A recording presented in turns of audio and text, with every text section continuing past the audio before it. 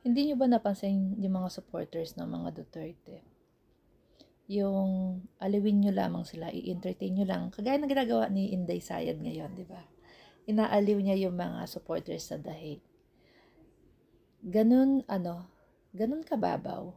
Ganun ba kababaw yung tingin niya sa mga utak ng mga Pilipino? Na uto-uto? Masakit man sabihin, totoo naman, di ba? Pero ganun kababa ang tingin niya sa mga utak ng mga supporters nila. Na uto-uto, utuin, 'di ba? Kasi isipin mo ha, kung mataas ang tingin niya sa mga utak ng mga Pilipino, tayo, paano niya naisip na gumawa ng isang mga voucher na ang pangalan is mga chichirya, mga family name ng mga senators, mga artista, 'di ba? Ganun ba kababaw ang tingin, kababa ang tingin ng ni Inday sa mga Pilipino kung paano tayo mag-isip? So, isip niya ba, hindi na tayo, magki-critical thinking, wala tayong pag-iisip, hindi tayo nag-aaral, na hindi na natin pag-iisipan kung ano-ano na lang ang isusulat niyang pangalan dyan.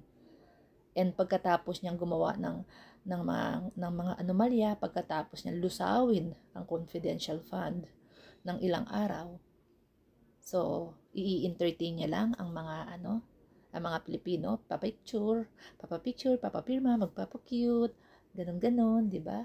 So, ganon kababa ang tingin ng pamilya Duterte sa mga Pilipino. Ganon ba tayo mag-isip?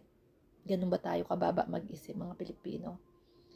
Nakakalimutan natin yung mga chichirya, yung mga anomalya na ginawa.